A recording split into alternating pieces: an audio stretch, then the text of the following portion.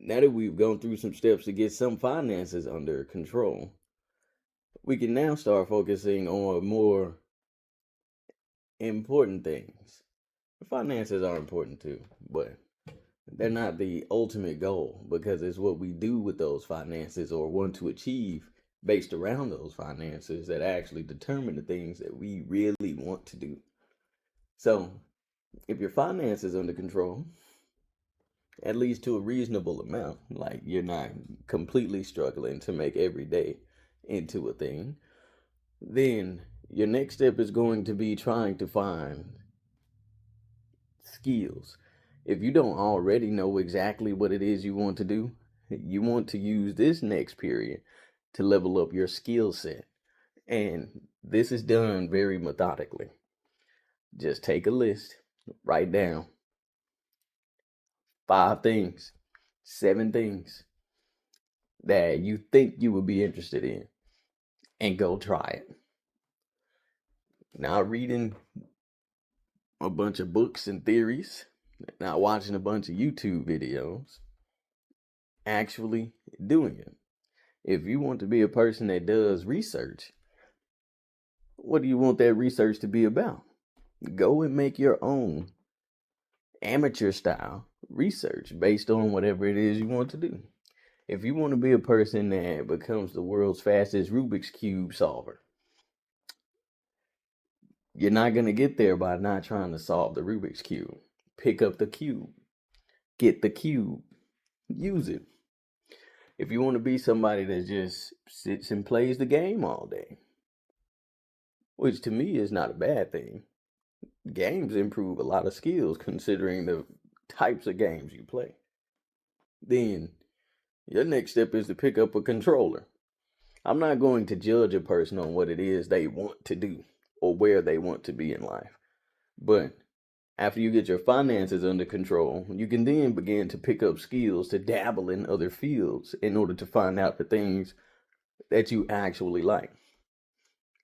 And while you're doing that, shift over to another set of skills and then find out which skills do you naturally gravitate towards? Which ones are you good at without having to really try at them as opposed to some other ones?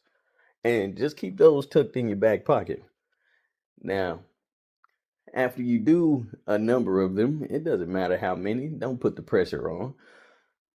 Just get started somewhere and then build up a skill set, test some things out. And what you want to do with that information is the things that are easiest for you to actually get, the things that are easiest for you to acquire. Go ahead and explore those a little more deeply than the things that you're interested in but that frustrate you. This is going to be important for the future. But keep all of it there. And if anything you tried, you didn't feel like you ended up liking, you don't have to pursue that anymore. Cut that off. This is about you. A lot of advice is going to tell you something general about how people could do, how whatever. But if you're solving something for yourself, you are the one that you need to look to for that advice. And then after you acquire the skills, the next step is going to be finding out what to do with your free time. Because if you get your finances in, you have your skills building up, then you're going to have to find out a way to allocate time that is not being taken up by you doing things that you have to do. And that is going to help us form some kind of hobby, possibly. If it's sleeping, sleeping can be your hobby.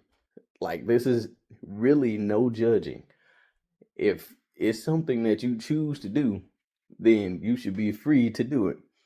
If you're a person that wants to help society in some kind of way, or a person that does not, both of these to me are valid options because society only functions with a bunch of people involved.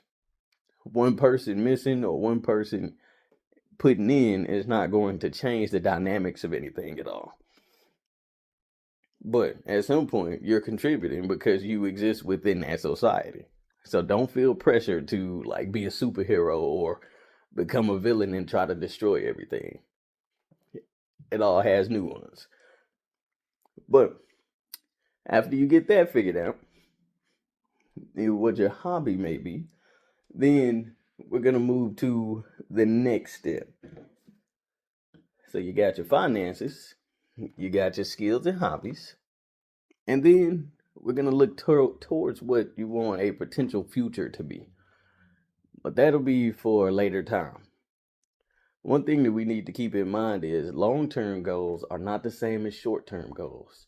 Our short-term goals keep us in line for the long-term ones, but we're not going to keep our long-term end of journey goals in mind just to get us through our day. We don't want to live for the future. We want to live in the present, because when or if that future actually gets here, what do you do then? Say you accomplish everything you decide to accomplish. What's your next step? Do you have a next step? Do you need a next step? These questions are why we don't focus on what that end goal is. That is just something that helps to push us towards that future. But it's not the finisher. Because I've known many people in retirement that still want to be doing something, that are still attached to whatever race it was that led them to that point. Because that's what they're used to. They spent their whole time excited about getting to a retirement, finally make it there, and now the world doesn't look quite as rosy after a few months. And that's not the point that we want to be in.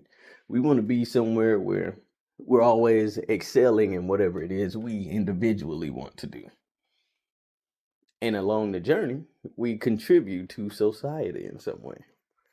Whether you like that society or not, it is essentially what has birthed you.